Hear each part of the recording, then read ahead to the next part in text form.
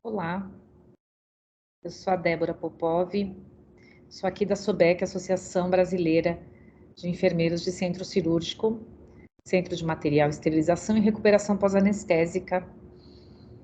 Agradeço aí o convite pela organização do evento e nós estamos então representando a Associação de Enfermagem de Enfermeiros da área perioperatória. Nós, como SOBEC, temos 32 anos de atuação, iniciamos como um grupo de estudos, posteriormente como sociedade, hoje como associação. A associação ela tem o objetivo de divulgar boas práticas e reconhecer o profissional dentro do seu protagonismo no bloco operatório, capacitando, participando de eventos, cursos, treinamentos, enfim, grandes simpósios, congressos que nós organizamos como associação e temos, então, essa premissa aí de capacitação e valorização, então, do profissional no bloco operatório como nossa visão e missão dentro da enfermagem, da saúde do nosso país. Nós queremos ser reconhecidos também como uma associação de muito valor para os nossos enfermeiros, tanto associados como não associados. Hoje a SOBEC tem a sua sede aqui em São Paulo, na cidade de São Paulo, na Alameda Santos. Aqui nós desenvolvemos diversas atividades, nós temos aqui um auditório, nós temos também um centro de simulação, e nós temos aí toda uma estrutura para a realização de cursos, eventos, certificação de profissionais, capacitação de bloco operatório, centro de material, recuperação anestésica, entre outros. Depende também da demanda do nosso cliente. Nós também trabalhamos em conjunto com alguns hospitais e com alguns órgãos como a BNT, Anvisa, enfim, participando aí das boas práticas na enfermagem, né, brasileira, e nós temos essa intenção de sermos, então, reconhecidos como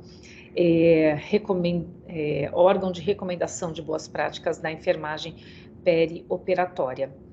Acabamos de sair de um grande evento aqui em São Paulo, então, nós tivemos semana passada o nosso grande congresso aqui no Anhembi, em São Paulo, e na ocasião também nós tivemos o lançamento de 3 materiais didáticos, que são manuais práticos para os profissionais da área de endoscopia, boas práticas na área de cirurgia robótica e boas práticas na área de OPME, órteses, próteses e materiais específicos. Então, é de muita alegria que a gente fala da associação e das suas ações dentro da enfermagem, como a gente pretende também trazer aí o profissional para uma ponta de excelência dentro da área da saúde, ok? Então, nós temos aí hoje um tema para tratar. O tema que nós vamos tratar é a segurança do paciente. Então, eu vou compartilhar com vocês. Bom, então, como eu falei para vocês, eu vou falar sobre segurança, e dentro da segurança a gente vai falar sobre a cirurgia segura. E vamos aí compartilhar um pouco aí do nosso, né, do nosso trabalho em relação aí à cirurgia segura, e também o que a gente tem aí de campanhas que a SOBEC está desenvolvendo, né, buscando aí melhorar a segurança, né, nos processos dos nossos pacientes, e também dentro da perspectiva aí dos profissionais da enfermagem perioperatória. Então, eu sou a Débora, sou gestora de cursos e treinamentos aqui da SOBEC, estou aqui na SOBEC, já fazia parte da diretoria, agora como gestora de cursos e treinamentos desde janeiro deste ano. Então, a gente está encerrando aí um ano de atividades educativas. Eu estou à frente do SOBEC Educação, que é um braço da SOBEC para treinamento e educação de profissionais. E também de outros aí, né, estudantes de graduação ou de pós-graduação. Então, nós temos aí um cenário perturbador em relação à segurança do paciente. Nós temos muitos eventos adversos, muitos erros que acontecem dentro da prática. E por que a gente é tão importante, então, falarmos de segurança? Porque os erros são frequentes, Isso foi um levantamento feito né, nesse período aí de investigação de eventos adversos em cirurgias. Então, eles configuram de 5 a 15% dos eventos. Nos Estados Unidos, estima-se que no final do século XX, mais de 44 a quase 100 mil mortes anuais decorriam dos eventos adversos, que muitos eram estes que a gente considera evitáveis, né? O que é o evento adverso evitável? É aquele que a gente consegue fazer com que ele não aconteça, não venha se concretizar. Mas ainda temos hoje aí uma estimativa de 140 mil mortes, e, por exemplo, aí no Reino Unido, entre 2006 e 2007, feitos 1 milhão de registros de eventos adversos relacionados a procedimentos realizados na área hospitalar. Então, a gente sabe que os números são alarmantes e, por isso, então, nós começamos as discussões sobre segurança do paciente. E dentro da área da saúde, a gente sabe que a segurança na cirurgia ela é muito importante, porque a cirurgia é um tratamento muito realizado. A gente estima que praticamente 234 milhões de cirurgias são feitas anualmente. A cirurgia é um tratamento de escolha dos nossos pacientes. Então, perto aí, né, dos quase 240 milhões de cirurgias, sendo que essas cirurgias acabam resultando em complicações graves decorrentes de eventos adversos. Então, o que poderia ser aqui? Eventos de identificação, de troca de membros, esquecimento de objetos intracavitários, perda de materiais de anatomo patológico, eventos catastróficos dentro de uma cirurgia, complicações graves decorrentes desses eventos. Então, 3 a 16%, isso é assustador se a gente pensar nesse número de 234 milhões de cirurgias anuais, sendo que 0,4 a 0,8% de lesões permanentes e mortes. Se você pensar, puxa, mas não chega nem a 1%, mas aí é um número absoluto alto em relação a esse percentual que nem é tão alto. Então, a gente precisa trabalhar aí com lesões permanentes e mortes nível 0, sendo 7 milhões de indivíduos mundialmente afetados permanentemente, e mortalidade estimada de 1 milhão de indivíduos. Então, é muita gente sendo afetada pelo evento adverso que acontece nas cirurgias. E por que, então, nós falamos tanto de segurança? Porque nós tivemos esse alerta no final da década da última década do ano 2000, né, do século XX, que foi os anos, né, final dos anos 1998, 99, nós tivemos os primeiros alertas ali de que isso era um problema muito sério e que a gente precisava tomar algumas medidas, né? E aí, em 2004, a Organização Mundial de Saúde cria a Aliança Internacional para a Promoção da Segurança do Paciente, promovendo o desenvolvimento de políticas e ações na área de segurança do paciente. E aí, não sei se vocês já escutaram, mas tiveram várias ações da OMS que foram sendo aí instituídas para que pudesse sensibilizar os profissionais. Então, por exemplo, de 2005 a 2006, os aspectos de controle das IRAs entram no foco. Então, IRAs, infecções relacionadas à assistência em saúde. Então, a OMS lança uma campanha que dizia o seguinte: cuidado limpo é cuidado seguro. Ou seja, precisa higienizar as mãos, precisa lavar, precisa limpar. Se não limpar, não é seguro. Se não estiver limpo, higienizado adequadamente, não é seguro. É um cuidado inseguro. As pessoas entram no hospital, têm medo de morrer de infecção. Por quê? Porque pode ser um cuidado inseguro, devido também à limpeza dos materiais instrumentais, à esterilização, higienização das mãos, infecções cruzadas. Então, tanto que a gente vem falando, né, como a infecção, ela é um evento que pode levar danos aí permanentes ao paciente. Outra situação também surge com o desafio global de 2007 a 2008, segurança no cuidado em cirurgias. E aí surge aquele manual que ficou famoso na área da perioperatória, que nós usamos muito, que é o manual Cirurgia Segura Salvam Vidas. Então, deixa eu ver, aqui, ó, esse é a campanha da Aliança Mundial para a Segurança do Paciente, Save Surgery, Save Lives, ou seja, cirurgia segura salva vidas. Então, a pessoa não precisa ter medo, ela não vai ter nada além do que ela deveria ter relacionado à sua cirurgia, ou seja, ela vai ter uma recuperação adequada, porque ela não vai ter uma infecção, ela não vai ter um objeto intracavitário retido nela, ela não vai ter lá um sangramento sem que ninguém tivesse uma previsão, ela não vai ter uma hipóxia sem que as pessoas tivessem possibilidade de ter um devido monitoramento. Então, isso culmina com esse lançamento desse manual, aqui também já em versão em língua portuguesa, né? Nós tivemos, então, o Ministério da Saúde trabalhando aí em relação à Organização Pan-Americana, Organização Mundial de Saúde, para que pudesse, então, liberar esse manual com a tradução em língua portuguesa, e deriva desse manual um instrumento muito famoso dentro do centro cirúrgico, que nós usamos muito e divulgamos isso como uma boa prática, que é o checklist, é a lista de verificação de cirurgia segura. Então, a lista de verificação de cirurgia segura nada mais é do que um instrumento que deriva desse manual Cirurgia Segura Salvam Vidas. Então, ele vem aí como resposta a essa aliança aí mundial pela segurança do paciente dentro da OMS, e depois, então, o lançamento do Manual Cirurgia Segura Salvam Vidas, e derivando desse manual, então, o nosso checklist ou lista de verificação de cirurgia segura. E aí a gente começa a investigar, né? Mas por que ocorrem tantos erros e tantos eventos adversos no centro cirúrgico? Afinal de contas, na área cirúrgica, o que acontece lá dentro que a gente tem tanta possibilidade de eventos adversos que podem afetar permanentemente, de uma forma grave, o nosso paciente? Então, nós estamos numa área complexa. Nosso cuidado é complexo, é baseado em cuidados complexos, em atividades complexas, envolve cirurgias, envolvem anestesias, envolvem posicionamentos complexos, envolvem equipamentos complexos, tecnologias avançadas, pessoas que precisam de um treinamento muito grande, muito intenso. Então, são ações complexas. Então, quanto mais complexas as ações, pode haver aí uma dificuldade, às vezes, de compreensão. Às vezes eu posso ter uma pessoa que não está tão bem treinada, tão bem preparada para atender num panorama, num cenário tão complexo.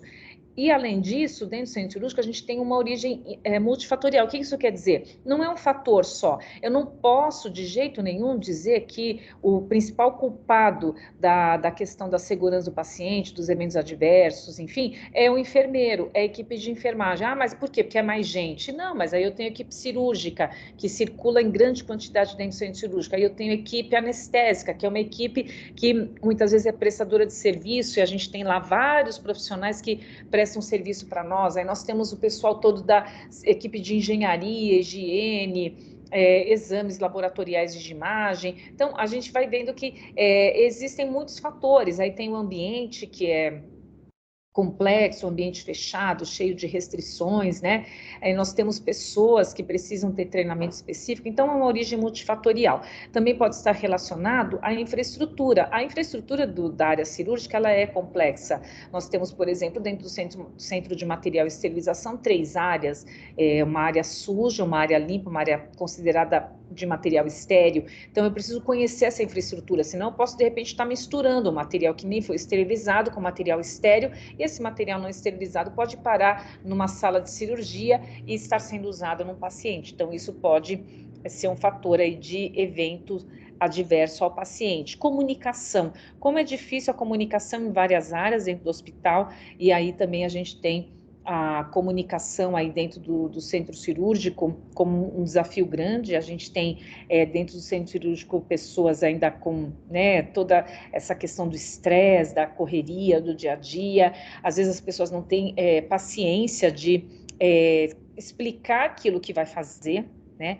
O médico chega com pressa, ele chega na sala, ele quer tudo pronto, ele não tem paciência de explicar para o enfermeiro: olha, deixa eu te explicar o que eu vou fazer, calma aí, você vai me ajudar aqui na sala, você é uma peça importante dentro dessa engrenagem, então deixa eu te explicar quais são os passos da cirurgia, por que eu vou começar assim, por que ela vai evoluir assim, como é que pode vir para cá, para lá, e como é que eu pretendo finalizar. Dificilmente, gente, infelizmente, a gente muitas vezes entra em salas com os cirurgiões que não explicam para a gente qual é o seu plano de ação, como é que eles estão pretendendo trabalhar. E a gente fica ali dentro da sala, tentando auxiliá-los, claro, auxiliando-os muitas vezes, mas sem o total conhecimento das ações que vão acontecer. E às vezes ele acha que a gente acha que sabe também, mas não foi comunicado. Então, o próprio ato da lista de verificação de cirurgia segura ser um ato de comunicação é muito significativo. Por quê? Significa o quê? Que eu vou ter que me colocar. Eu sou a Débora, eu sou a enfermeira da sala.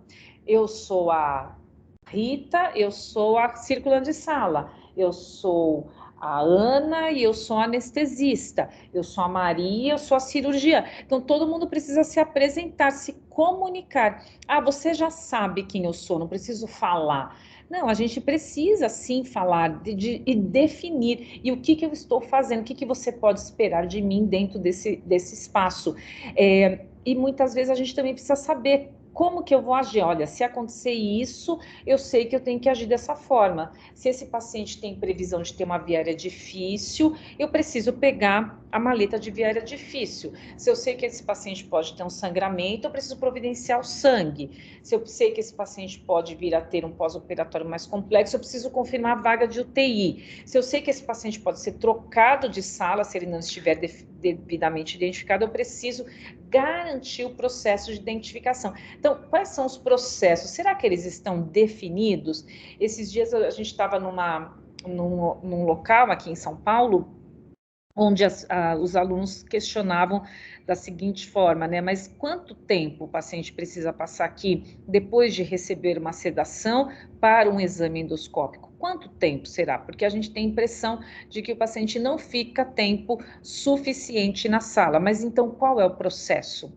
Como está definido o protocolo? Como é que está definido todo o andamento? Como é que é passo a passo desse atendimento? Então, quando você define os processos, é mais fácil de você entender de onde que está vindo a falha. Então, por que esse paciente não está ficando o tempo que ele deveria? Mas qual é o tempo que ele deveria? Aí, às vezes, eu escuto assim, eu acho que o paciente fica pouco tempo. Mas qual é o tempo? Não sei. Então, aí fica difícil você criticar, você fazer um juízo de valor. Como é que eu sei que esse tempo é pouco ou é muito? Você tem uma literatura? Quem? Quem que está te dando respaldo para isso? É uma vivência. Olha, neste serviço, já que nós temos essa característica, nós percebemos que essa é a melhor prática para esta expertise que a gente está desenvolvendo. Então, assim, a gente precisa ter recursos, né, de definição de processos, porque ele muda, ele altera de local para local. Qualificação do profissional. Às vezes as pessoas não estão qualificadas. A gente estava discutindo o quanto o profissional de enfermagem chega com déficit de conhecimento na área cirúrgica. Muitas vezes, não sei aí exatamente como é que está a formação de quem está me assistindo, espero que esteja muito boa, principalmente na área perioperatória, essa é a nossa expectativa, mas a gente sabe que isso não é uma realidade, a gente sabe que temos aí muitas fragilidades no ensino. Então, como é que a gente vai fazer isso, né, acontecer de uma forma segura, sendo que eu tenho um profissional que não tem qualificação, que não entendeu, que não conheceu, que não participou de treinamentos, que não teve capacitação. Então, eu começo a ter problemas, e aí quando eu vou qualificar a pessoa, ela também tem tantas carências que eu preciso, né, de coisas básicas que muitas vezes a gente está, né, sem possibilidade de oferecer de uma forma adequada. Outra coisa que também aparece como causas de erros e eventos no centro cirúrgico é a própria jornada de trabalho dos nossos profissionais. Eles acabam ficando muito tempo, né, em jornadas muito longas, e claro, quanto mais cansados, mais longos os nossos turnos de trabalho, mais chance a gente tem de apresentar fadiga, até fadiga por alarmes, por exemplo, né? Você vê lá a pessoa toca o alarme, ela desliga, ela nem olha o que é que está acontecendo nesse bendito desse monitor. Não, eu vou lá e desligo, porque eu estou cansado, estou fadigado, meu cérebro, minha cabeça, meu ouvido não aguenta mais aquele ruído. Então eu vou lá e desligo, às vezes sem ponderar que eu estou desligando algo que está me chamando a atenção de alguma coisa. Olha, eu estou te chamando a atenção, oi, aqui, você precisa olhar. Então, será que eu olhei antes de desligar? Então, isso também chama a nossa atenção, e claro, a fadiga do profissional, o cansaço mesmo, né? Mas o que é segurança, afinal de contas? É a promoção da assistência à saúde livre de eventos ou erros que sejam evitáveis. Posso evitar? Então, por exemplo, se eu sei que um paciente tem alergia ao medicamento, eu evito que o medicamento seja dado ao paciente, eu estou evitando evento adverso. Se eu sei que tem maneiras de eu evitar que um paciente seja operado errado, o membro errado, sim. Quais? Marcando a lateralidade, fazendo uma marcação no membro. Então, eu tenho uma forma de evitar. Né? É inevitável, eu não sabia que esse paciente era alérgico. Foi a primeira vez que ele entrou em contato com esse medicamento, né, com esse produto. Então, realmente, isso era inevitável. Agora, o que a gente está falando aqui? De eventos adversos evitáveis. Eu posso evitar se eu implementar etapas de processos que sejam seguros ao paciente. Mas, gente, isso é um problema mundial, não acho que é só no Brasil.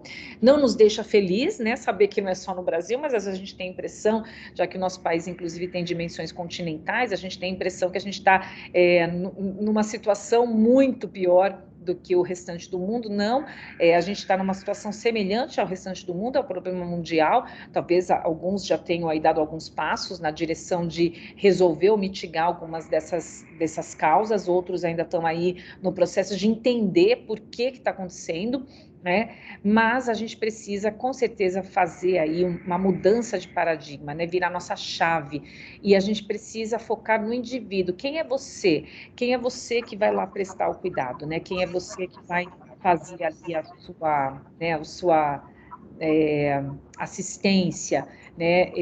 Então, não é o sistema, é o indivíduo, né? Então, é uma mudança de paradigma. E as metas devem envolver a todos, né? Como a gente fala, não adianta só o enfermeiro, não adianta só o cirurgião, não adianta só o anestesista, tem que ser uma somatória de vários esforços.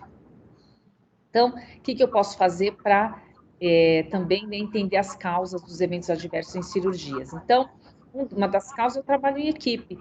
Às vezes, eu espero que o outro faça. Né? Então, você colocou a placa de bisturi? Puxa, esqueci.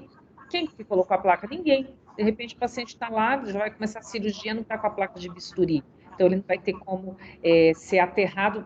De repente, nem o equipamento vai funcionar, né? É isso que a gente até espera, né?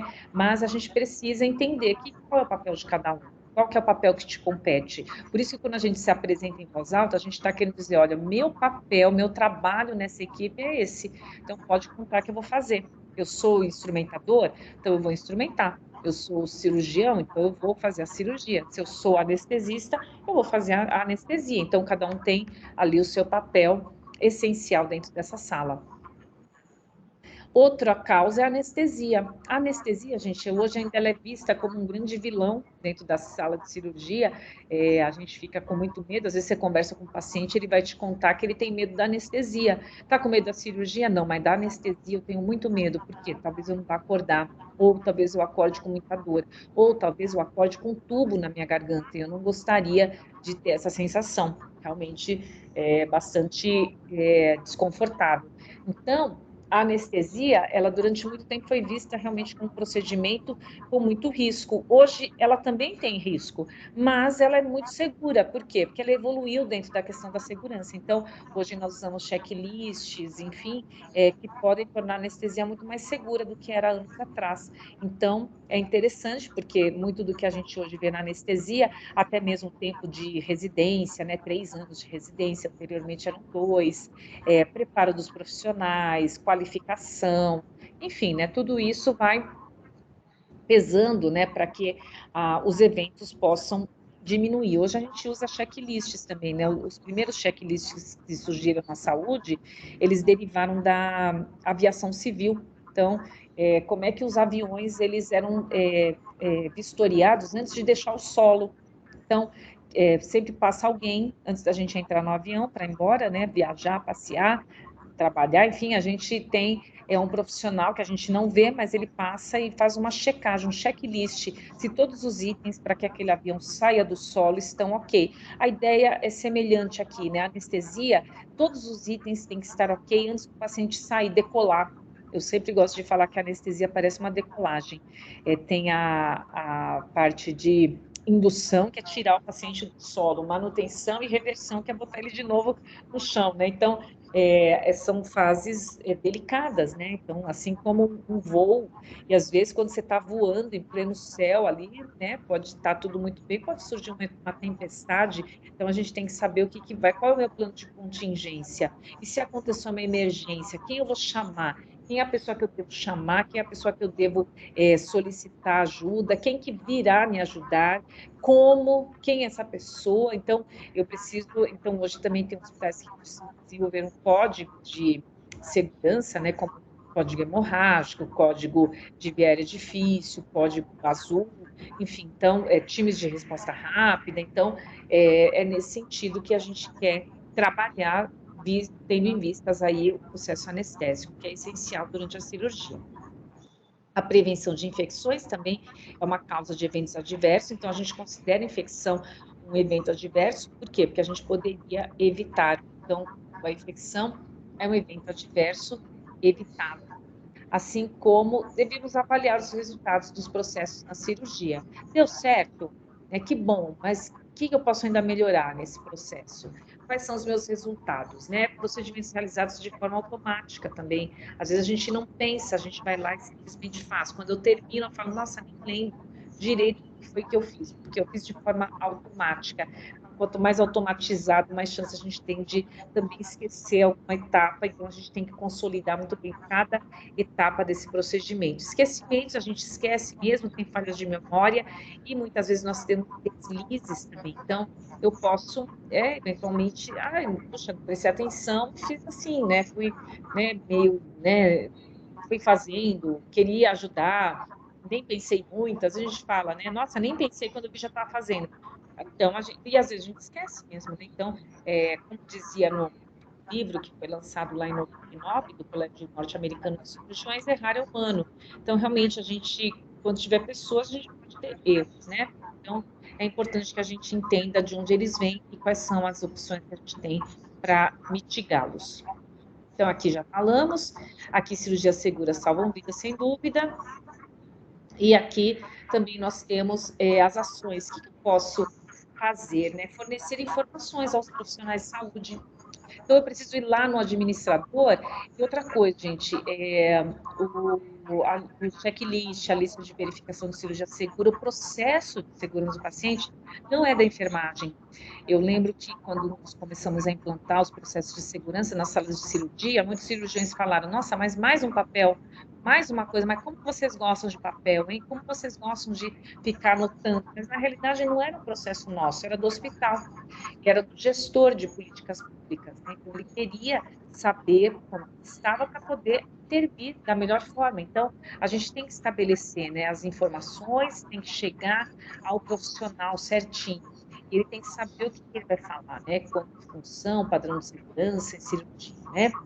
Definir um conjunto mínimo de dados a serem medidos para promover a vigilância epidemiológica na segurança em cirurgia. Então, o que eu quero medir? Quantas cirurgias foram reoperadas? Então, o que eu considero uma falha no processo de segurança? Uma alergia, né? Um evento com uma medicação, né? Um erro de medicação? Então, quais são as medidas que eu vou promover para a vigilância dessas práticas, né? Eu quero evitar que o paciente caia, então que medidas que eu estou tendo? Eu quero evitar que o paciente tenha uma lesão, pressão, então o que eu estou fazendo, né? Definir um conjunto de dados, o que eu quero medir, por quanto tempo, né? Então, eu quero saber quanto tempo o paciente está passando na recuperação anestésica. Então, então qual é o conjunto de dados que serão medidos para promover a segurança? Identificar um conjunto de padrões de práticas seguras que possam ser incorporados em diferentes locais do mundo e incluir a lista de verificação de cirurgia segura. Então, essa é uma recomendação da Organização Mundial de Saúde, também do Ministério da Saúde. Nós queremos que todos os serviços incluam a lista de verificação de cirurgia segura. Vou dizer que muitos já incluíram, talvez não todas as etapas, talvez uma ou outra esteja em processo de implementação, mas nós melhoramos em relação ao padrão de práticas seguras, que precisam ser incorporados em diferentes locais do mundo.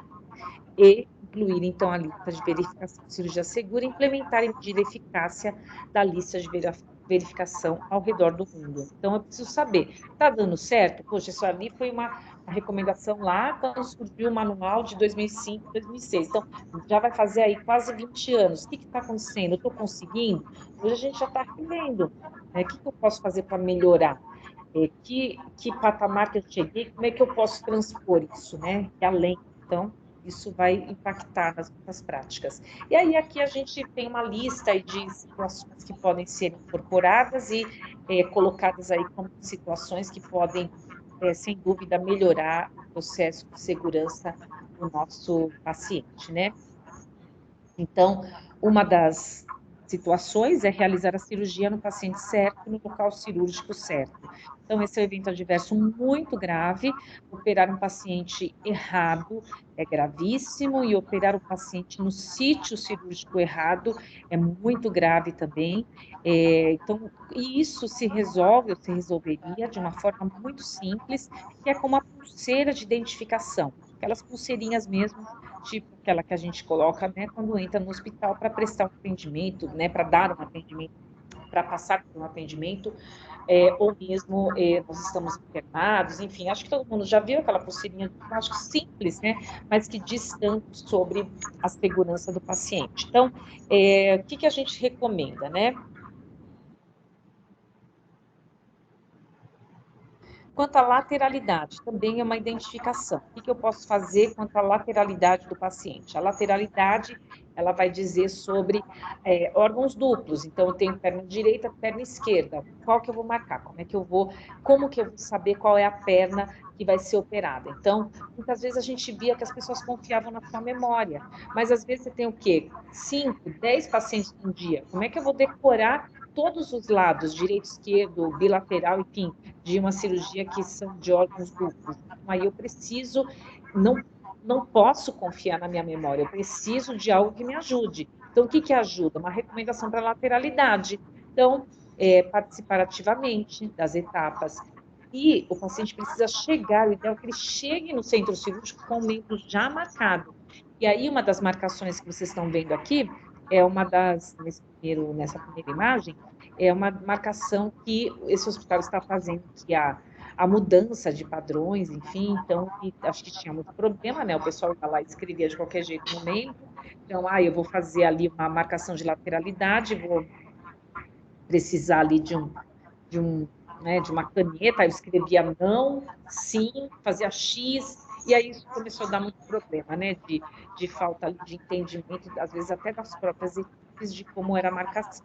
Então, o que aconteceu foi iniciada uma campanha pela cirurgia segura, trocando o X pelo alvo. Então, essa campanha é relacionada à lateralidade, então, quando é necessário, fazer aí uma menção à segurança do paciente, perguntando e confirmando com ele qual é o lado correto da cirurgia. Então, é essencial que o cirurgião também tenha, né, essa clareza, porque muitas vezes os hospitais exigem que o cirurgião faça com antecedência essa marcação ainda no leito do paciente, enfim. Então, isso precisa ficar sob a demanda deste profissional, né? Então, participar ativamente das etapas. Então, nós devemos participar, mas nós não podemos fazer, porque não é a nossa função. Tá bem? Nossa função talvez seja supervisionar esse processo, identificar quantos pacientes chegaram sem devido marcação de lateralidade, sendo que era um paciente passível de marcação de lateralidade. Então, quanto? E quantos você espera que chegue, né? Então, nem todos têm que estar com marcação de lateralidade. Todos aqueles que têm cirurgia de órgãos duplos têm que estar com a lateralidade marcada. Então, eu preciso participar ativamente das etapas antes do paciente ser encaminhado à sala. E o que a OMS recomenda? Que deve ser realizado pelo profissional que vai realizar o procedimento. Então, não adianta ele terceirizar, delegar. Aí eu vou delegar para o enfermeiro, eu vou delegar para o técnico, eu vou delegar para o instrumentador. Cuidado, quando a gente delega alguma coisa, a gente tem que ter certeza que o procedimento que a gente está delegando vai ser tão ou melhor realizado. Né? Por que você delegou? Qual que é a justificativa de você ter delegado esse procedimento, né? Então, o marcador deve ser permanente, evitar adesivos e canetas que apaguem com facilidade. Evitar setas ou X, porque senão ela dá ideia de algo que está errado, né? Não aquela que deve ser. Então, por isso que estão aí colocando muitas vezes o X pelo alvo em relação à lateralidade. Outra coisa é a pulseira. A pulseira é muito simples, né? muito básica, mas ela fica aí numa posição de muito desprestígio às vezes, né? Então a gente precisa ter um protocolo, ele ser conhecido por todos os membros. Então, por exemplo, a pulseira pode ser de qual cor? Branca, verde, amarela, vermelha. Ela vai ser vermelha em tal situação, ela vai ser amarela em tal situação. Então, a gente também identificar quais são os protocolos, padronizando a forma de identificação, até mesmo o membro, né? É interessante que você faça dessa forma. Cores e lado.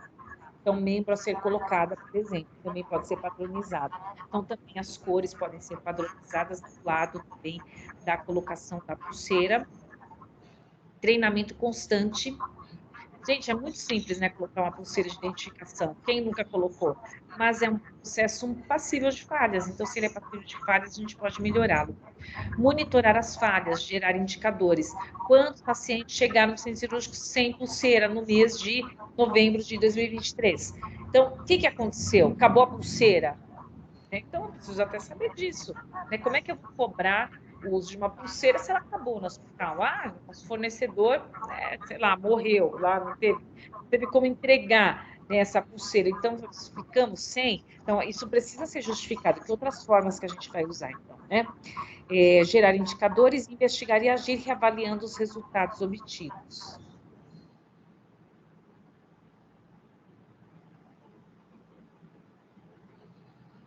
Outra coisa, impedir danos na administração de anestésicos enquanto protege o paciente da dor.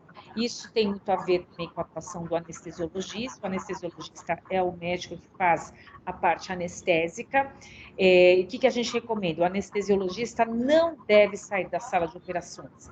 Ele deve sair o mínimo possível. A gente tem aquela situação de o anestesista quem mais sai da sala de cirurgia, né? Ele sai e entra tantas vezes que você quase consegue fazer ali um trajeto muito distante até um ponto muito longínquo. Então, realmente a gente precisa de foco, né, dentro dessa sala,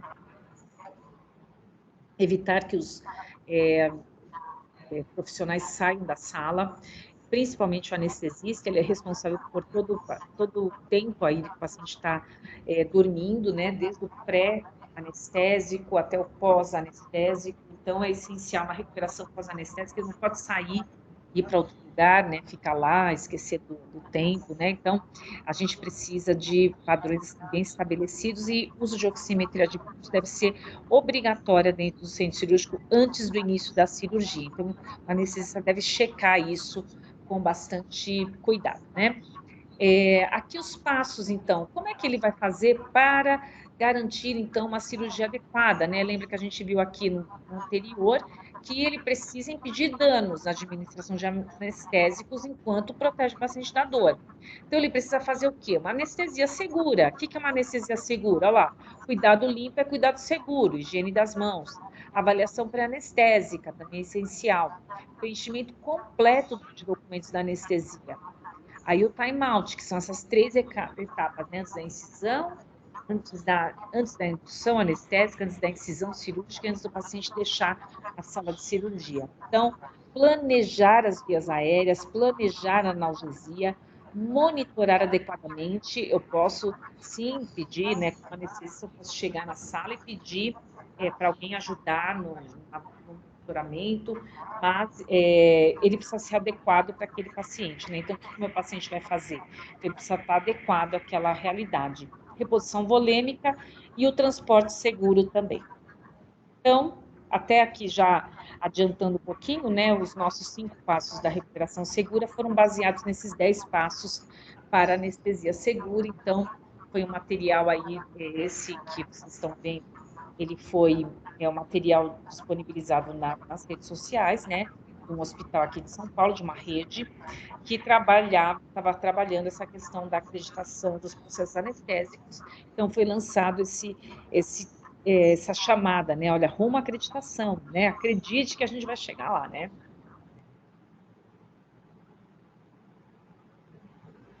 Reconhecer e estar preparado para qualquer situação onde o paciente possa perder a via aérea ou função respiratória que ameace a vida. Então, o paciente na sala cirúrgica todo tem que estar monitorizado, com a ventilação adequada. Se ela estiver inadequada, logo vai refletir nos monitores cardíacos, então eu preciso ficar muito atenta. Então, desde a indução anestésica, o que está acontecendo, né? Por que o paciente deprimiu? E quando que vai restabelecer a ventilação? Quando ela vai voltar a ser adequada? Qual é o risco de broncoaspiração desse paciente? Então, a gente discute também protocolos de jejum abreviados, né? Hipóxia, intubação esofágica, aspiração traqueal difícil e o uso de capnografia. Há uns anos atrás, a OMS recomendava que pelo menos se usasse oxímetros de pulso. Agora eles recomendam, sem dúvida, a capnografia como opção, porque tão importante quanto o que entra de oxigênio é o que sai de gás carbônico para manter a nossa homeostase. Intubação orotraqueal vai ali ser uma responsabilidade do anestesiologista, mas é essencial para a anestesia, é um procedimento exclusivo do médico e a manutenção da via aérea durante todo o procedimento perioperatório e o período perioperatório, que é esse período que o paciente chega na mesa de cirurgia, até que ele saia da cirurgia, tudo isso é manutenção da via aérea. Se eu tive já um paciente que foi difícil de intubação no pré-operatório, então por que eu vou, de repente, arriscar de estubá-lo sem ter certeza que ele está bem, já está respirando sozinho, sem necessidade de uma cânula, enfim. Então, é essencial que a gente possa estar aí fazendo a manutenção dessa via aérea da forma mais adequada possível. Reconhecer e estar efetivamente preparado para o risco de grandes perdas sanguíneas. Então, o que é uma grande perda sanguínea? Considerada mais de 500 ml determinado período de tempo, né? Principalmente aí em paciente adulto, a gente mede aí principalmente paciente adulto, mas também tem a proporção para crianças, tá? Então, eu preciso estar atento a qualquer instabilidade hemodinâmica. Começou a ficar muito encharcado de sangue ali as compressas, gases. Opa, tem problema.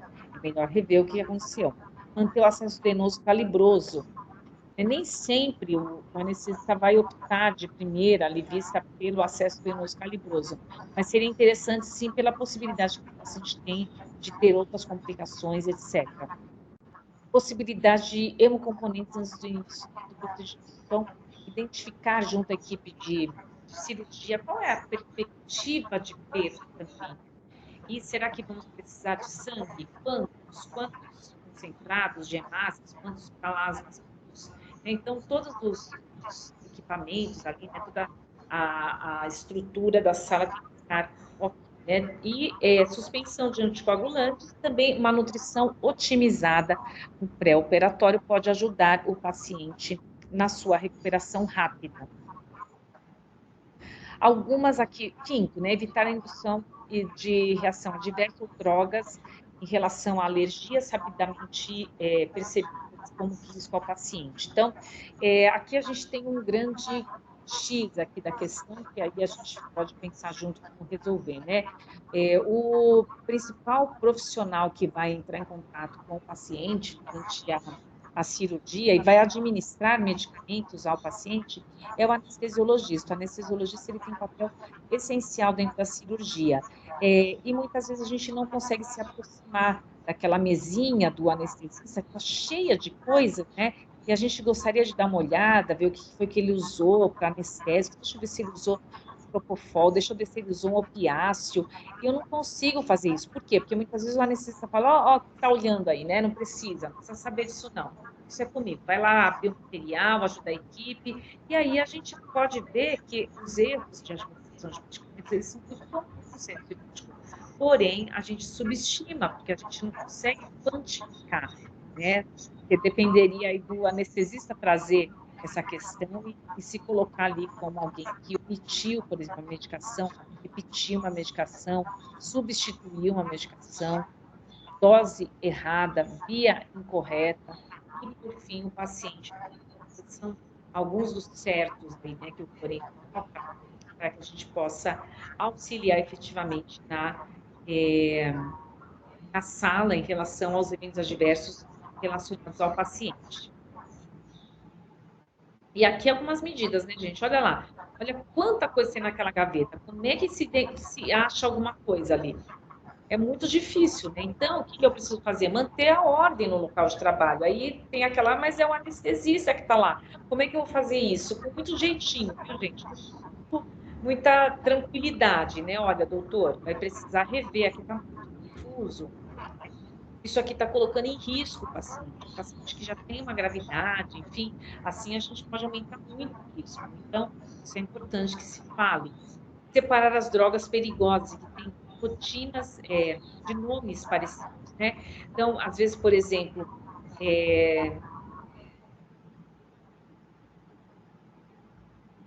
cefalexina, cefalotina, por exemplo. Né? São dois antibióticos, eles podem ter diferentes medidas aí para proteger o paciente durante a cirurgia. Então, quando são drogas perigosas, que têm nomes, sons parecidos, deixar elas o mais distantes possível. Senão, realmente, gente, na hora do problema, não é só uma adrenalina que vai ser aspirada, vai ser adrenalina, vai ser bicarbonato, vai ser tanta coisa ali para tentar estabilizar o paciente que pode ser que a gente acabe não sabendo o que é que foi feito de uma forma adequada, né? Então, separar as drogas perigosas e que têm nomes parecidos, padronizar informações na etiqueta. Então, o que tem, né? Qual que é a dosagem, qual que é a via, qual que é... Então, se eu souber isso, eu já facilito aí para quem vai fazer a registro também, né? Evitar empacotar e apresentar medicamentos diferentes em frascos semelhantes. Então, isso também é um problema sério, porque às vezes a gente acha que não tem nada a ver, que é isso, a gente sempre tem coisas diferentes com os pacientes. Esses dias a gente viu lá um paciente, ele pegava os medicamentos, guardava, né, porque ele tinha de administrar os medicamentos depois. Então, padronizar as informações é importante. Evitar empacotar e apresentar medicamentos diferentes em frascos semelhantes. Então, isso também a gente precisa trabalhar perto com o farmacêutico, chamar o farmacêutico e falar com ele, olha, a gente tem uma necessidade aí de rever como está sendo guardado esse medicamento dentro dos carros de anestesia, padronizar os carros de parada, por exemplo, também pode facilitar, padronizar os equipamentos, né, o jeito de guarda, então trazer o anestesista para perto, né, quem é aquele anestesista que mais trabalha em parceria com a enfermagem, vamos trazer mais para perto, né, isso é essencial. Os medicamentos devem ser acondicionados e identificados pelo anestesiologista que o administrará. Então, cuidado também, todas as etiquetas têm que estar identificadas, né, as seringas, também a gente tem problema com isso, né? O anestesista te fala, não, mas eu sei a ordem, precisa, imagina, tá tudo aí em cima da bancada, tudo da mesma cor, sem identificação. Fácil de haver aí um erro. E outra coisa, muitas vezes esses eventos adversos são difíceis de notificar, porque a gente depende também do anestesiologista para sua notificação, então a gente sabe que acaba sendo subnotificado. Dentro aqui, então, ainda da segurança do paciente, nós temos a recomendação de usar métodos conhecidos para minimizar os riscos de infecção do sítio cirúrgico de maneira sistemática. Então, o que seria isso? Ter uma série de ações visando a redução de infecções do sítio cirúrgico. Então, por exemplo, o paciente avaliado de uma forma completa no pré-operatório, reduzindo o tempo de hospitalização. A gente já sabe que reduzir o tempo de hospitalização vai reduzir a colonização do paciente, vai ter menor chance de colonização da pele, menor chance dele estar com os micro-organismos multiresistentes que muitas vezes estão presentes no ambiente hospitalar. Avaliar e tratar infecções. O paciente não pode ser submetido a uma cirurgia, em especial uma cirurgia eletiva, se tem possibilidade de ter uma infecção. Então, essa cirurgia deve ser reagendada. Redução de peso também, a gente sabe que a obesidade é um fator de risco aumentado para o paciente também durante a cirurgia ou mesmo após. Interrupção do tabagismo, é importante que o paciente pare de fumar dias antes da cirurgia. Quantos dias? 30 dias, gente. 30 no mínimo, tá bom? Para não ter risco ali, né? Em relação à infecção. A gente sabe que existe, né? Não adianta, existe, mas a gente tentar diminuir isso o máximo possível. Restaurar as defesas do hospedeiro, tratar, né, uma cirurgia eletiva, vamos submeter esse paciente no melhor da sua performance. O que é melhor da sua performance? É no melhor estado possível. Por que eu vou operar esse paciente no mau estado geral se eu posso operar ele no melhor estado geral? Eu preciso diminuir, né, essas chances do paciente já ir para a cirurgia com as suas defesas abaladas, porque lá na cirurgia ele já pode acontecer dele estar com as suas defesas abaladas, né? Diminuir a contaminação endógena dele próprio, né? Do próprio paciente, ele já tem ali uma série de bactérias que vão, então eu preciso dar banho no paciente, por exemplo, né? Eu preciso dar banho no pré-operatório, não necessariamente sempre banho com antisséptico também, porque também aí virou uma loucura, vamos dar banho no paciente, vamos dar banho em todos os pacientes com clexidina. Mas por que todos os pacientes? Ah, porque está lá escrito que é o... Não, então eu preciso higienizar, sim, mas eu preciso também entender que nem sempre é do mesmo jeito, depende da cirurgia, né? Métodos apropriados de remoção de pelos, a gente já sabe que existem equipamentos que tiram pelo longe da raiz, né? Deixando mais ou menos 1 milímetro, não lesiona a pele.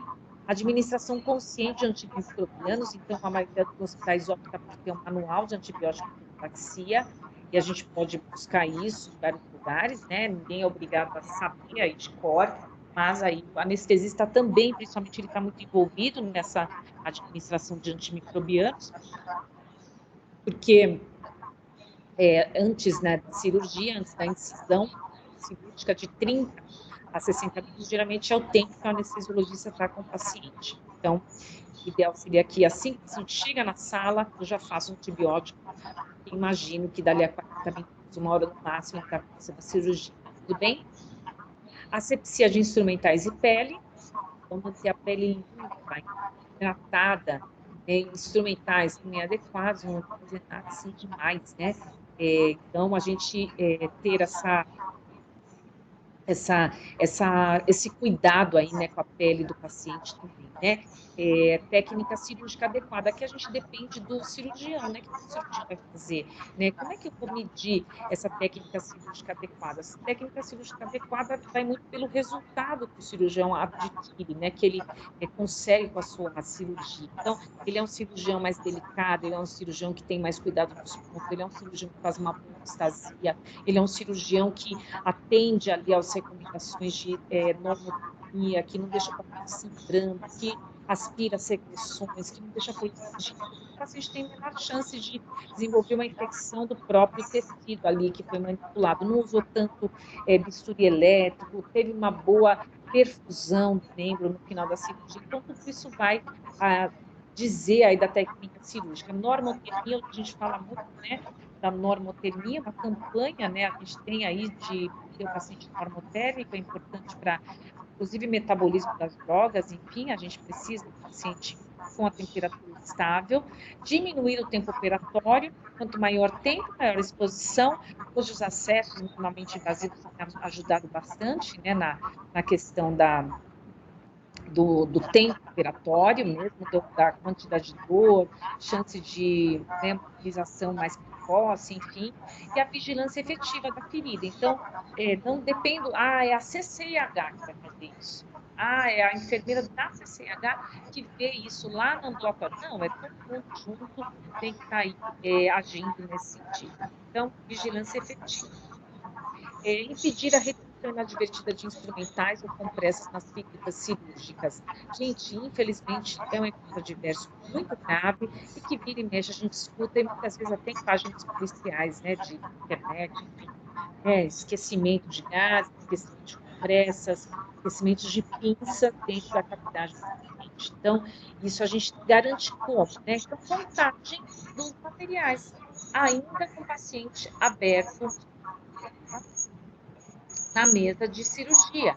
Então, antes de terminar a cirurgia, o médico vai começar a fechar a cavidade, quando for cirurgia de cavidade, são as recomendadas, né, para a contagem, mas, assim, a maioria a gente vai contar as gases, compressas, instrumentais, até para garantir que nada se perdeu, né, e a gente vai entender, né, agulhas também, aonde que a gente está tendo mais fragilidade, né, então, geralmente a gente pede para 2 pessoas realizarem, por exemplo, instrumentador cirúrgico de sala, Dentro de protocolos institucionais, a instituição tem que saber que existe, porque senão vai falar está atrasando a cirurgia, por quê? Porque está contando gás, está contando compressa, olha que absurdo, a gente precisa tirar essa etapa, porque a gente precisa agilizar o giro de sala, então isso pode ser, de repente, uma fala, não é o que a gente quer e espera que se fale, né? Mas a gente quer que realmente isso seja respeitado esse tempo. Já é um processo que ele é manual, a gente vai contar gase por gase, né? E aí, de repente, também a gente não dá tempo para isso, faz tudo pressa e pode se esquecer divertidamente o objeto intracavitário na cavidade do paciente. O paciente pode voltar depois de uma semana, um mês, um ano, com uma saúde muito debilitada e cheio de complicações decorrentes dessa situação. Então, precisamos, se necessário, também realizar as radiografias intraoperatórias e documentar claramente a contagem final e comunicar à equipe caso haja qualquer dificuldade ou falha ou não cumprimento dessa etapa de importantíssima impacto aí ao paciente. Outra coisa que a gente tem falado muito hoje é sobre as peças de anatomopatológico. O que acontece? As peças de anatomopatológico são órgãos, segmentos retirados do paciente durante o procedimento cirúrgico. Então, hoje nós pensamos muito nisso, porque isso vai impactar diretamente no diagnóstico do paciente. Então, se perde um pedaço de um órgão que era justamente para estadiar um tumor, ou mesmo fazer uma biópsia, isso não pode se perder. Então, a gente tem um compromisso com o paciente. Qual é o compromisso? O senhor não vai sair pior do que entrou. Se ele entra no centro cirúrgico, é perdida a peça da anatomia patológica, ele não consegue ter um diagnóstico preciso, então a gente está fazendo piora do quadro do paciente. Isso tem que ficar claro, eu posso piorar o quadro do paciente. Se a peça se perdeu, se o órgão se extraviou, uma vez deixaram um apêndice assim, num cantinho da mesa envolvido assim numa compressinha. Né? No final da cirurgia, o circulante só pegou e jogou por fora. Tudo bem, foi uma desatenção, foi fadiga, desatenção, deslize do instrumentador, da equipe, mas quem foi o prejudicado? O paciente. Aí você pode falar, Débora, era uma apendicite, né? Tirou a apêndice, mas e se não fosse? E se fosse um tumor, se fosse um diagnóstico mais delicado? Então a gente fica aí com muito receio. Hoje a gente está, e também aí são muitas vezes, né, identificações todas manuais, às vezes a gente chega a ter 60, 70, 80 pedaços, fragmentos de diversos locais do corpo, então se não tiver tudo muito bem identificado, a gente pode perder. Vamos supor que dê aí positivo com tumor. Aí, onde que era esse fragmento? Não sei. Então, eu não sei onde é o tumor. Eu sei que o paciente tem, ele tirou vários, mas não estava identificado. Então, no final, gente, da cirurgia, é essencial que se faça essa conferência, né? Essa conferência é feita muitas vezes pelo cirurgião. O cirurgião é o responsável pelas peças de anatomopatológico, mas a gente muitas vezes participa desse processo. Nós acondicionamos, nós identificamos, nós encaminhamos. Então, se a gente não tiver isso muito claro, a gente pode ter aí fazer um desfavor para o nosso paciente. Revisar, checar com o cirurgião os dados e a concordância verbal, tem que falar em voz alta, ó. Todas os espécimes, segmentos, órgãos estão acondicionados adequadamente e identificados, prontos para ir para o exame de anatomia patológica? Sim, não, por quê, né? Então, é uma coisa que a gente também tem aí se pego aí muito, né, com uma gravidade muito grande para o paciente. Comunicar-se adequadamente, trocar informações críticas para a condução segura da cirurgia. Então, algumas etapas do checklist são feitas justamente com essa finalidade, por exemplo, essa etapa inicial de comunicar-se e adequadamente trocar informações críticas para a condução segura da cirurgia. Registros durante a cirurgia. Registros durante a cirurgia geralmente são feitos pelo circulante de sala, o técnico de enfermagem, o enfermeiro, e depois, no final da cirurgia, aí o médico vai fazer todos aqueles registros, né? A gente espera que seja no final da cirurgia, porque não tem como fazer antes, eu já vi gente fazendo antes, não é o ideal, então quer dizer que eu descrevo a cirurgia antes dela ter acontecido. Nem sei se realmente vai ser daquele jeito, aí depois tem que apagar tudo, né? Então, hoje a gente também tem bastante registros feitos em ambientes virtuais, então a gente tem toda uma necessidade também de treinar, capacitar e suprir as instituições com esse tipo de recurso. Falta ou falha em equipamentos, também devem ser documentados, então, no final da cirurgia, olha, deu problema com esse bisturi elétrico. Que bisturi elétrico é esse? Ah, é o bisturi elétrico número 10, da sala 3. Ah, então pronto, então eu sei qual é. Por quê? Porque senão esse bisturi fica, e daqui a pouco ele está em outra sala, vai ser usado de novo. E aí a gente está dando sempre, parece que nadando em círculos, né? Contagem de compressas e agudas também deve ser registrado no final da cirurgia. Então, deixa eu ver se bateu tudo, tá tudo aí. E os implantes também, né? O que ficou no paciente? Que deveria ficar mesmo? Foi tantas placas, tantos parafusos, foi a prótese X, a prótese Y, foi implante tal, foi implantado marca-passo, foi implantado o quê? Então, a gente descreve isso também no final da cirurgia, junto com o cirurgião. Então, não vai estabelecer vigilância sobre capacidade, volumes e resultados cirúrgicos. Qual é a minha taxa de eventos adversos? Você sabe, uma vez a gente perguntou, e aí, qual é o tamanho do seu problema? Não sei. Eu sei que ele existe, acho que não é muito. Gente, acho. Aí, de repente, eu quero mais enfermeiros. Aí o teu administrador pergunta, mas como é que está a taxa de eventos adversos? Não sei. Quantos problemas relacionados à medicação nós temos por mês? Não sei. Ou não é suficiente aí, né, o processo para monitorar. Né? Quantas infecções eu tenho? Como é que estão sendo meus resultados? Essa equipe, aí as pessoas perguntam, esse hospital é bom? Ah, esse hospital é bom?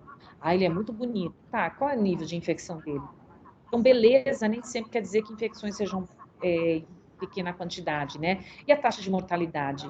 Também depende, claro, né, gente? Aqui eu não quero dizer que todo o centro cirúrgico, o hospital, onde tem uma alta taxa de mortalidade, quer dizer que o hospital é ruim. Mas é algo que você precisa entender. Por que está morrendo mais gente nesse hospital? E ele está morrendo do quê? Não pode ser assim também, deixa quieto. Acontece.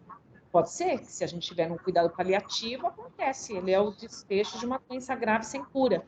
Mas e se não é um paciente que não tinha nada a ver? Por exemplo, um paciente obstétrico, começa a sangrar, morre.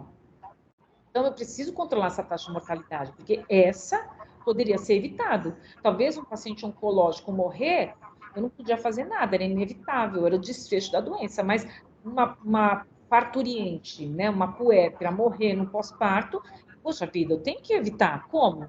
Vamos fazer protocolos de atendimento hemorrágico, um paciente dentro de uma UTI, ele está com uma hemorragia e a gente não perceber um quadro, e isso nos pegar. Então, assim, sim, né, um prospecto de possibilidade de risco, então calma aí, né? Aconteceu alguma coisa que a gente precisa pegar, e justamente muitos eventos catastróficos servem para motivar esse tipo de protocolo, mas infelizmente a gente não precisaria esperar um evento catastrófico para poder intervir. Como estão seus indicadores de estrutura, processo, resultados? Como é que está? Você tem muito absenteísmo? Tem muita gente que falta no teu serviço? Está faltando estrutura? Eu quero lidar melhor com a hipotermia do paciente, mas não tenho termômetro. Poxa, então você tem problema de estrutura. Não adianta você ter um processo de prevenção de hipotermia, onde você pede para usar um determinado tipo de tecnologia, um termômetro, uma manta térmica, você não tem. Então, falta estrutura para você fazer. Aí, seu resultado começa a ser ruim. Então, primeiro, a gente talvez precise rever a estrutura dos nossos serviços. O que você tem? Ah, eu só tenho cobertor tradicional. Tá, então qual é o protocolo que você vai construir dentro da estrutura que você tem? Cobertores comuns tradicionais. Você tem o quê? Termômetro digital. Não, eu tenho um termômetro infravermelho. Não, eu tenho um termômetro cutâneo. O quê? Então, aí eu vou conseguir. Eu tenho pessoas especializadas? Não, eu só trabalho com enfermeiros que não têm experiência. Então, pode ser que você tenha mais taxa de evento adverso. Existem trabalhos que mostram que os enfermeiros especialistas, eles costumam trazer uma taxa de eventos adversos menores do que os enfermeiros não especialistas. Então, agora a gente está falando que um profissional capacitado é provado que ele vai te dar menor taxa de eventos adversos. Então, por que você vai continuar trabalhando com pessoas não especializadas, sem conhecimento suficiente para atuar dentro daquela área? Você vai ter. Quem vai ser prejudicado? possivelmente o paciente. E não se esqueçam que também o paciente é prejudicado, mas isso pode dar uma repercussão, e a repercussão muitas vezes é negativa para a instituição, no sentido de questão midiática também, hoje a gente com as redes sociais, o pessoal, né, não gostou do atendimento, vai cair na rede mesmo, vai meter a boca, enfim, né, como a gente fala, né, vai ali rasgar o verbo mesmo, e a instituição, ela tem a sua imagem também a preservar, a zelar, então isso vai ser algo prejudicial também à instituição. E comparar dados, como é que o meu vizinho está trabalhando? Então, por exemplo, eu estou aqui perto da Paulista, eu tenho, né, eu trabalho aqui na Alameda Santos, eu quero saber como é que o pessoal do Sírio está trabalhando, como é que é a taxa de infecção? Como é que é a taxa de infecção lá do Einstein? Como é que é a taxa de infecção lá do Oswaldo Cruz? Como é que é a taxa de infecção aqui do HC, né, que tem um perfil de paciente parecido com o meu. Então, eu preciso saber disso, eu preciso comparar. Gente, ninguém vive isolado sozinho. Compare os dados. E aquelas instituições, serviços que conseguiram melhores resultados, pergunte para ele, o que você fez? Como é que você estava nessa situação ruim e você veio para essa tão boa, né?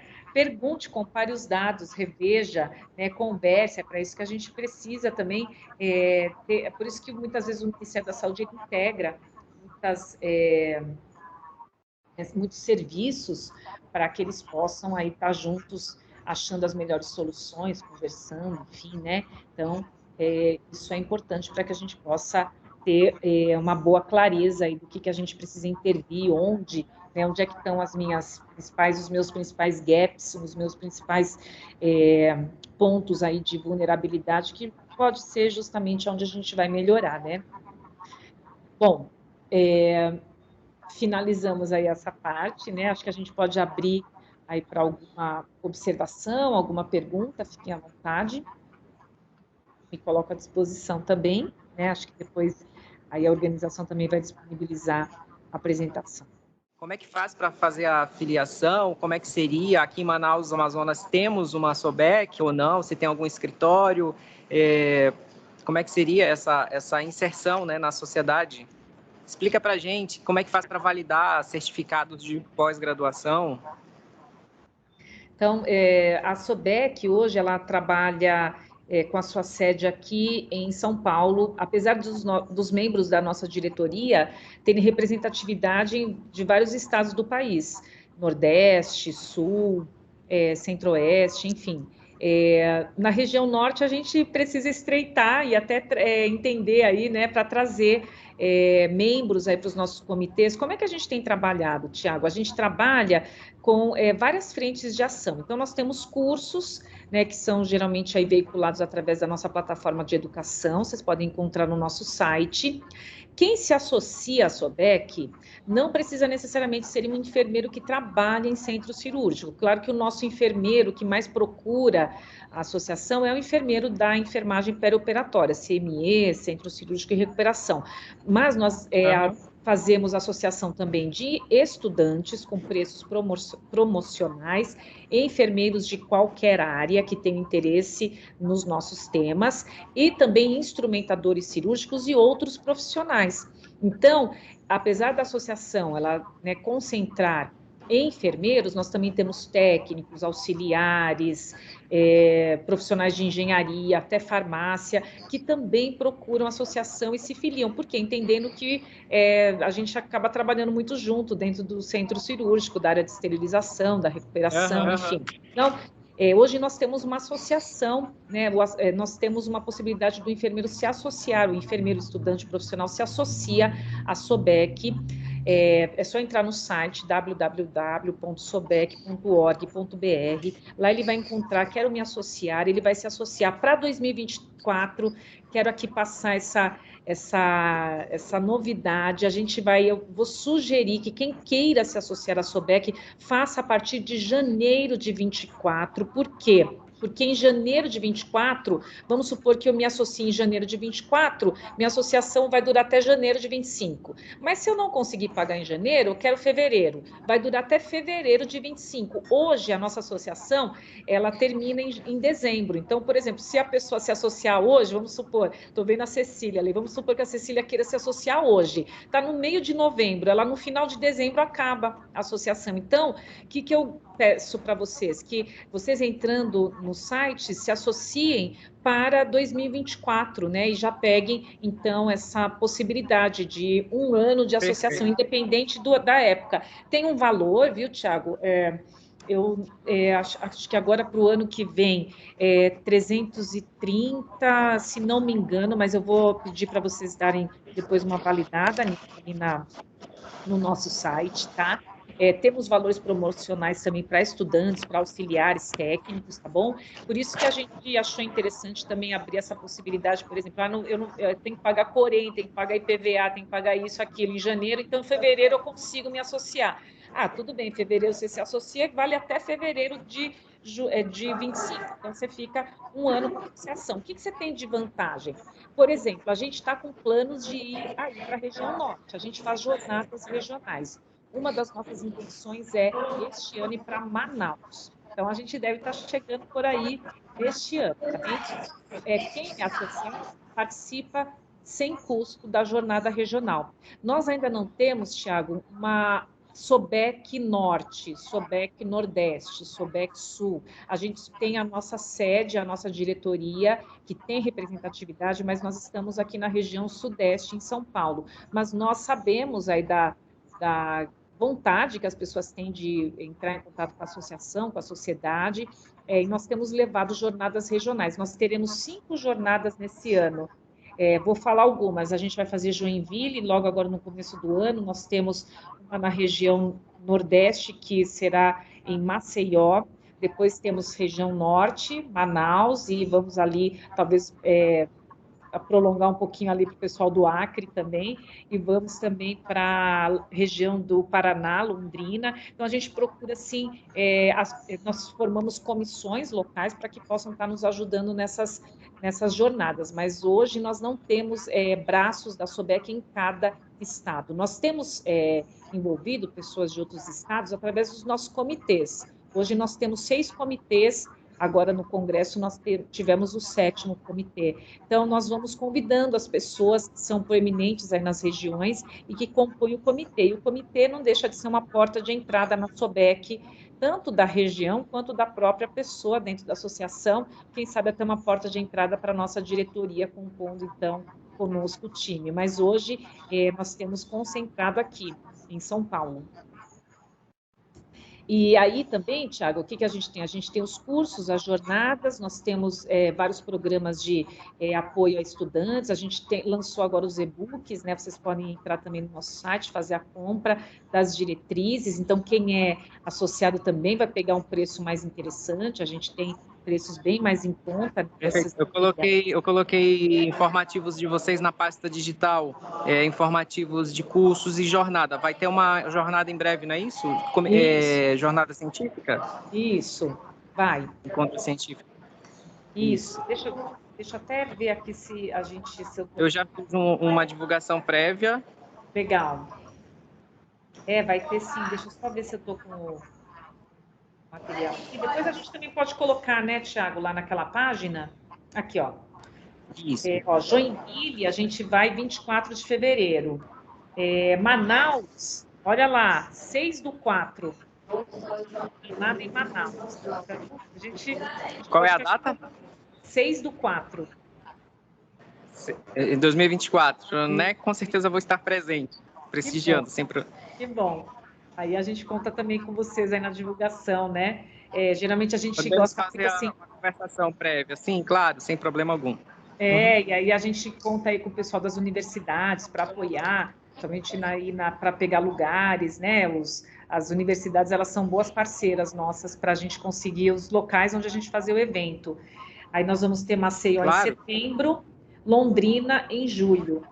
Então, essas são as nossas jornadas do ano que vem. Então, a gente está com essas jornadas regionais. Então, uma agenda preliminar e sempre, viu, Tiago, a gente leva também alguma ação social. O pessoal identifica uma instituição que tem ali alguma necessidade específica, a gente faz um trabalho gratuita, né, uma aula no hospital, carência, a gente deixa uma placa da SOBEC também como lembrança. Nós temos o título de especialista, viu, Thiago? A certificação de pós-graduação ainda não, ainda, tá? Mas nós vamos ter vários cursos esse ano que vão pontuar para o profissional juntar esses pontos para ser especialista pela SOBEC. Aí nós certificamos o profissional de ser pela SOBEC. Isso a gente faz, faz um tempo, a gente está em projeto aí dentro dos nossos cursos.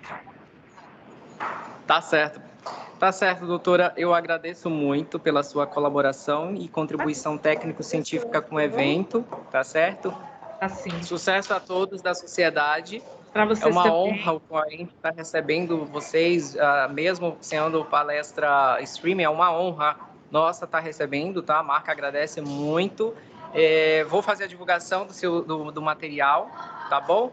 E vamos conversando para fortalecer essa forma de escritório, né? Essa representação aí para crescer mais aí o público, certeza. Não só da informática, mas também de outros públicos e outras atividades de eventos livres que são de essencial aí para a formação do nosso público. Tá bom? Tá, agradeço a presença. Também com você. Sucesso a todos. Agradecemos muito também. E até uma próxima oportunidade. Obrigada. Sucesso. Tchau.